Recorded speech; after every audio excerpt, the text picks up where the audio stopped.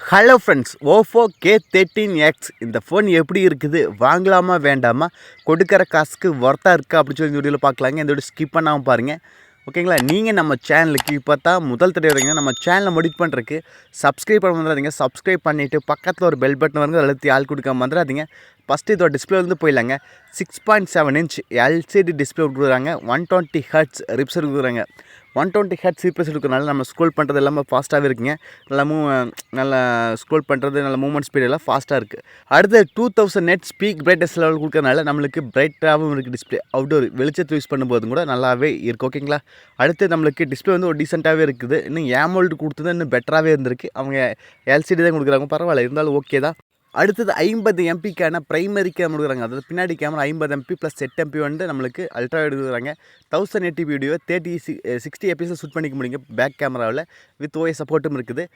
அடுத்து ஃப்ரண்ட்டில் 8 எம்பிக்கான கேமரா கொடுக்குறாங்க. இது டீசெண்டாகவே இருக்குது, ஓகேங்களா. அதாவது பேக் கேமரா கொஞ்சம் நல்லாவே இருக்குது. 50 எம்பினால கொஞ்சம் டீசெண்டாக இமேஜ் குவாலிட்டிக்கு இருக்குங்க. 8 MP வந்து டீசெண்டாக இருக்குது, ஓகேங்களா. ஸ்டார்டிங் நல்லா இருக்குது, போப்போ ஓகேவாக இருக்குது. அடுத்தது 6000 mAh பேட்டரிங்க, நல்ல மேசிவான பேட்டரிங்க. இந்த செக்மெண்ட்டில் ஒரு 6000 mAh பேட்டரி கொடுக்குறது நல்லாவே இருக்குது. பேட்டரி லைஃப் நல்லாவே இருக்குது. அடுத்து அதை ஃபுல்ஃபில் பண்ண 45 வாட்டுக்கான ஃபாஸ்ட் சார்ஜ் கொடுக்கறதுனால குயிக்காக நம்ம சார்ஜ் பண்ணிக்க முடியுங்க. 4GB RAM வேரியன்ட் இருக்குது, 8GB RAM வேரியன்ட் இருக்குது, 6GB RAM வேரியன்ட் இருக்குதுங்க. 128GB இன்டர் ஸ்டோரேஜ் மொபைல் இருக்குதுங்க. இதோட UFS 2.2ங்கிறாங்க, இல்லை 3.0 எல்லாம் ஒன்று இருக்குங்க. எனக்கு காப்பி பண்ணுறது பேஸ்ட் பண்ணுறது எல்லாமே இது இருந்தால் தான் நல்லா ஃபாஸ்ட்டாக இருக்குங்க. இதோட ப்ராசஸ் MediaTek Dimensity 6300 அப்படிங்கிற ஒரு பவர்ஃபுல்லான ப்ராசஸ். ஒரு இந்த 13000 செக்மெண்ட்டில் ஒரு நல்ல பவர்ஃபுல்லான ப்ராசஸ், ஓகேங்களா. ஒரு 12000 13000 செக்மெண்ட்டில் ஒரு டீசெண்டான ப்ராசஸ்ன்னு சொல்லாங்க.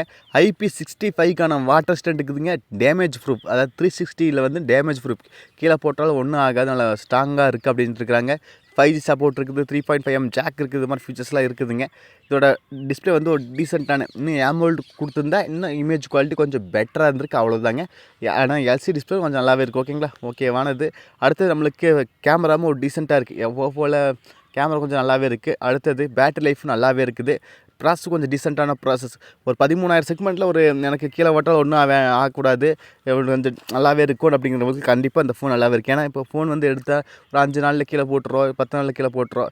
அப்போ வந்து உங்கள் டேமேஜ் ப்ரூஃப் கொடுக்குறதுனால நம்மளுக்கு கொஞ்சம் நல்லாவே இருக்குது. கொஞ்சம் தாங்கு, போர்டு மற்ற போர்டு எல்லாமே கொஞ்சம் தாங்கு, ஓகேங்களா. கீழே போட்டால் ஒன்றும் ஆகாது அப்படின்ட்டு இருக்கிறாங்க. ஒரு நல்ல ஃபோனே சொல்லலை. எனக்கு எம்பொண்டாட்டி ஆனா தூக்கி வீசி உடச்சிட்றாங்க, இல்லை ஆனால் கீழே நான் தெரியாமல் போட்டுறேன், இல்லை வேலை செய்கிற போது கீழே விழுந்துருது அப்படிங்கிற மாதிரி தாராளமாக இந்த ஃபோன் எடுக்கலாம். ஏன்னா ஒரு பட்ஜெட் ஃபோன், ஒரு 13,000க்குள்ளே ஒரு நல்ல ஃபோன் அப்படிங்கிறது ஒரு டீசெண்டான ஃபோன் தான். அது ஓஃபோலேருந்து ஒரு நல்ல ஃபோனை சொல்லாங்க. நீங்கள் நம்ம சேனலுக்கு இப்போ தான் முதல் தடவை நம்ம சேனலை மோடிஃபை பண்ணுறதுக்கு சப்ஸ்கிரைப் பண்ண வந்துடாதீங்க. சப்ஸ்கிரைப் பண்ணிவிட்டு பக்கத்தில் ஒரு பெல் பட்டன் வருங்க, அதை அழுத்தி ஆள் கொடுக்காம வந்துடாதீங்க. மீண்டும் ஒரு நல்ல பதிவு சந்திப்போம் நண்பர்களே. Bye, take care.